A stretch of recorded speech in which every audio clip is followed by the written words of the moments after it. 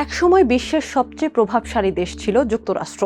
উন্নয়ন, গণতন্ত্র, প্রযুক্তি কিংবা বৈশ্বিক নেতৃত্ব সব ক্ষেত্রেই ওয়াশিংটন ছিল অনেক দেশের কাছে আদর্শ। কিন্তু সেই চিত্র এখন বদলাতে শুরু করেছে। পিউ রিসার্চ সেন্টারের এক জরিপ বলছে, বিশ্বের অনেক দেশই এখন যুক্তরাষ্ট্রের চেয়ে চীনকে বেশি ইতিবাচকভাবে দেখছে।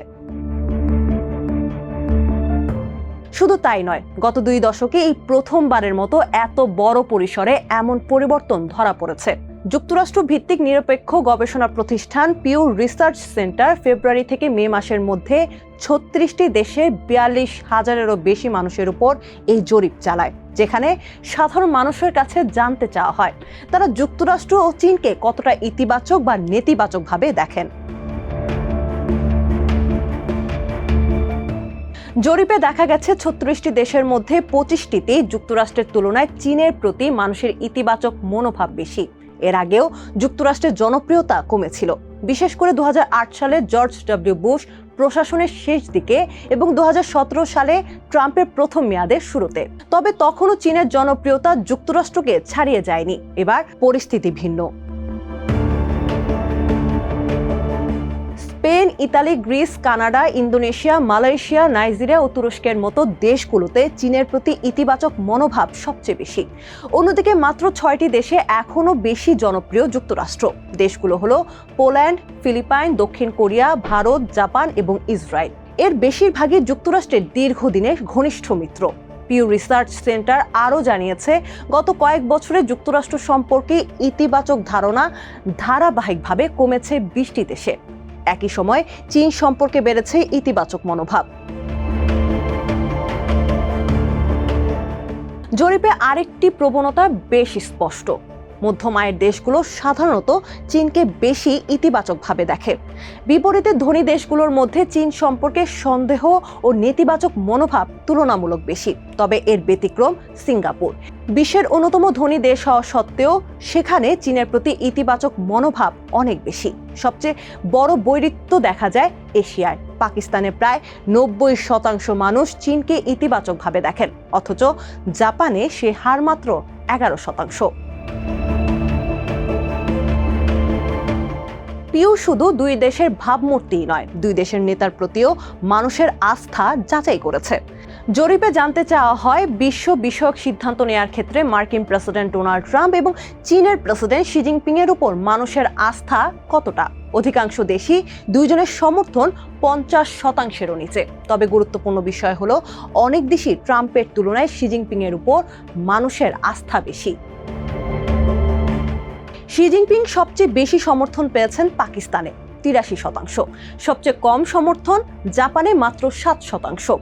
অন্যদিকে ট্রাম্প সবচেয়ে বেশি সমর্থন পেয়েছেন ফিলিপাইনে 68%, সবচেয়ে কম সমর্থন পশ্চিম তীর ও পূর্ব জেরুজালেমে মাত্র 4%।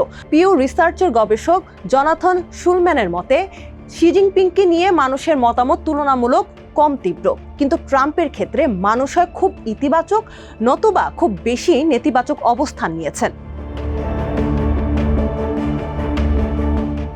এখনো বেশিরভাগ মানুষ মনে করেন যুক্তরাষ্ট্র তার নাগরিকদের ব্যক্তিগত স্বাধীনতাকে চীনের তুলনায় বেশি সম্মান করে। তবে আগের তুলনায় এই ব্যবধান কমেছে। অন্যদিকে পররাষ্ট্র নীতির ক্ষেত্রে এই চিত্র পুরোপুরি উল্টো। জরিপে দেখা গেছে গড়ে 75% উত্তরদাতা মনে করেন যুক্তরাষ্ট্র অন্য দেশের অভ্যন্তরীণ বিষয়ে অতিরিক্ত হস্তক্ষেপ করে। চীনের ক্ষেত্রে একই মত দিয়েছেন 45%, অর্থাৎ অনেক দেশের মানুষ এখন চীনকে তুলনামূলকভাবে কম হস্তক্ষেপকারী শক্তি হিসেবে দেখছেন। শুধু পিউ নয়, গ্যালাপের সাম্প্রতিক জরিপেও দেখা গেছে 2025 সালে বৈশ্বিক জনসমর্থনে চীন যুক্তরাষ্ট্রকে ছাড়িয়ে গেছে এবং গত 2 দশকের মধ্যে এটি ছিল সবচেয়ে বড় ব্যবধান।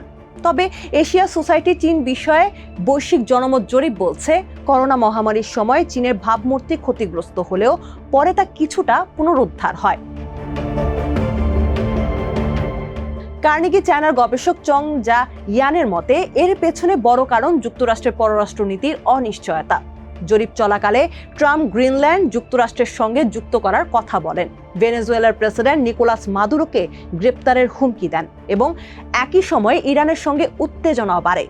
এসব ঘটনার কারণে অনেক দেশের কাছে যুক্তরাষ্ট্রকে আগের তুলনায় কম স্থিতিশীল মনে হয়েছে।